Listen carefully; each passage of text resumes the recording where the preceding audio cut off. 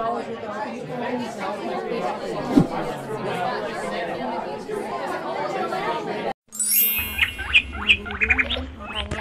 kenalannya sama peratnya.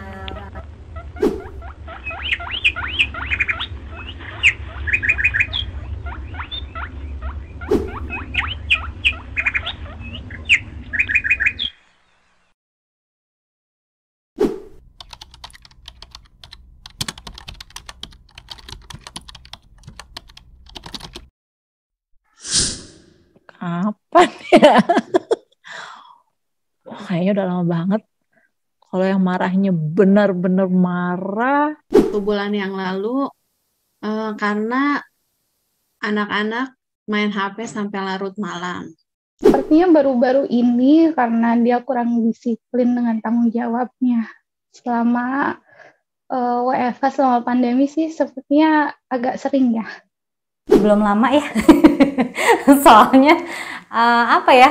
Terutama sih yaitu masalah gadget sih yang paling bikin aku emosi itu. Jadi kalau misalnya udah diingetin berkali-kali gitu, kayak misalnya udah ya kayak pokoknya habis maghrib nggak boleh ada lagi yang megang handphone. Tapi kadang-kadang suka nyuri-nyuri, pinjem punya neneknya, kadang punya susternya.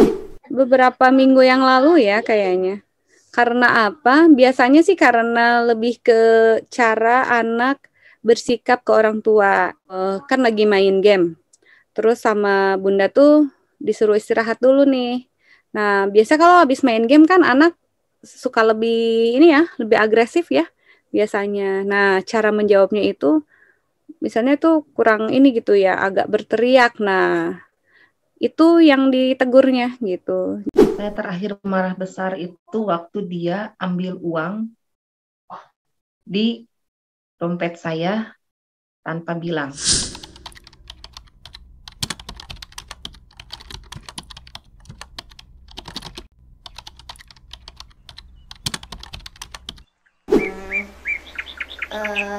Terakhir kali yang beberapa hari yang lalu gara-gara nggak ngerjain pekerjaan rumah tangga. Karena aku udah lupa, udah nggak sering dimarahin, kayak nggak pernah gitu. Jadi waktu itu pas lagi hari sekolah aku nginap di rumah saudara. Habis itu pas udah mulai Zoom pagi, akunya masih main di rumah saudara. Habis itu pas aku pulang ke sini dimarahin sama bunda. Terus didiemin. Habis itu pas aku lagi nyalain itu gimana cara itu masuk ke dalam, ada WhatsApp-nya untuk masuk ke dalam linknya untuk nonton video pelajarannya. Itu kata bunda kayak gini, oh ternyata ada teteh, kirain teh nggak ada gitu kata bunda.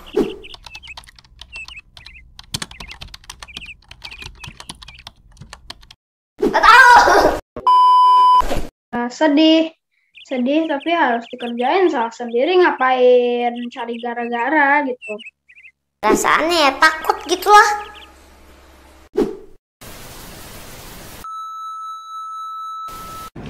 Assalamualaikum, ketemu lagi. Nah, kali ini bahasannya cukup menarik nih. Marah. Oke, siapa yang pernah marah? Dan kenapa marah? Haruskah marah? Nah, kalau kita berbahas mengenai marah, apalagi untuk para ibu-ibu, paling dekat dengan yang namanya ngomel mungkin ya. Apalagi menurut penelitian katanya kalau wanita sehari itu harus mengeluarkan ribuan kata. Dan kalau ibu-ibu tidak ngomel, kok rasanya nggak seru gitu ya. Oke. Nah, diri kita pasti pernah mengalami yang namanya marah. Pernah mengalami yang namanya kecewa, sakit hati, dan semua perasaan-perasaan yang kurang nyaman. Pernah mengalaminya? Tentu saja, itu fitrah. Allah sudah memberikan perasaan itu. Tapi pertanyaannya, perlukah kita pertahankan rasa seperti itu? Kita perlu juga mengeluarkan rasa seperti itu, sehingga kita paham berbagai rasa yang sudah Allah berikan. Tapi kita punya dua pilihan, pilih dan putuskan perasaan seperti apa sih yang ingin kita pertahankan. Nah, saya ingin cerita sedikit kejadian ini saya alami di tahun lalu, kisah pandemi. Jadi tahun lalu ketika pertama kali kita diberikan kebijakan untuk PSBB ya di awal tahun 2020, buat saya yang memang memiliki amanah untuk ada pekerjaan di luar rumah, begitu suruh di rumah saya happy, saya bahagia karena saya bisa melakukan banyak hal yang selama ini tidak bisa saya lakukan di rumah. Saya bisa nemenin anak-anak, saya bisa lakukan masak, menata ulang rumah, semua yang saya inginkan. Nah, 1 minggu oke, 2 minggu masih tetap happy, 3 minggu aman terkendali. Sudah mulai sebulan ketika mungkin karena kondisi lelah, ada masalah, kemudian anak-anak ribut, rumah berantakan, akhirnya udah mulai tuh muncul. Berbicara nadanya sudah mulai ngegas, hal kecil dibahasnya jadi kemana-mana, berantemnya anak-anak dan lain-lain. Itu cukup berlangsung lama, tapi saya rasakan kembali sebenarnya perasaan itu ketika sudah tenang, sudah diam, kok rasanya badan saya kurang nyaman. Ketika terus marah, kok rasanya dada saya tetap berdebar-debar. Dan ketika saya tetap pertahankan rasa kecewa saya, segala keinginan saya agak sulit untuk didapatkan. Kepada anak juga akhirnya agak cukup kurang nyaman mereka menyampaikan sesuatu kepada saya. Nah, akhirnya saya coba mengalihkan energi itu. Karena marahnya tetap ada, tapi kita coba alihkan energinya. Saya lakukan dengan cara menulis. Yang saya tuliskan apa? Saya hanya menyalurkan marah saya supaya tidak keluar dari lisan saya. Jadi kalau saya mau ngomel sama anak-anak karena rumah berantakan, saya skip dulu, saya masuk kamar, saya tulis. Sampai kertasnya berantakan lah, sampai tangan saya pegel, harus dengan pulpen. Nah, dari situ mungkin energi negatifnya sudah rilis, akhirnya saya bisa berkomentar yang mungkin cukup nyaman diterima anak-anak. Karena biasanya kan kita reaktif ya, yang membuat jadi bertengkar, yang membuat jadi ribut itu kan reaktif. Padahal sebenarnya kita hanya perlu 3 detik pertama untuk tarik nafas. Dan ternyata nafasnya pun ada aturannya, namanya nafas fitrah. Nafas fitrah itu ketika kita tarik nafas dari hidung, dimasukkan ke perut, perut kita mengembang, kemudian kita keluarkan dari mulut.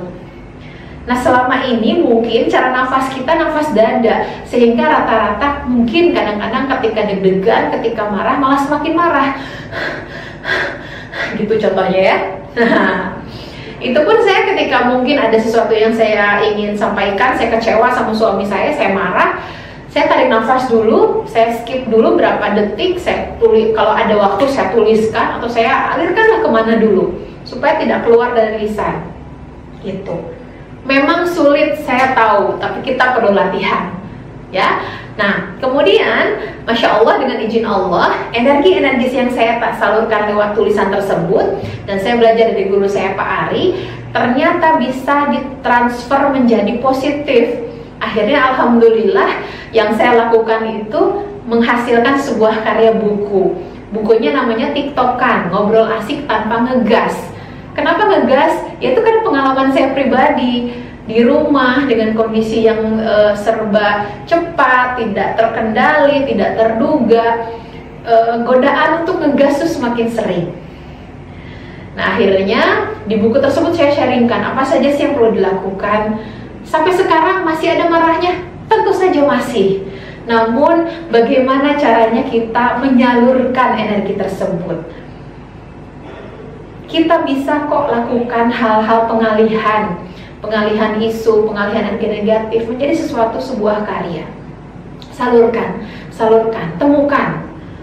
Nah, setelah kita sudah mulai tenang, kita bisa bicarakan dengan anak kita dan saatnya untuk mendeteksi tombol bahagia. Apakah tombol bahagia kita, apakah tombol bahagia anak-anak kita atau pasangan kita atau siapapun. Karena biasanya kenapa kita merasa bahwa kok anak kita terus-terusan gitu sih, contoh tentang gadget.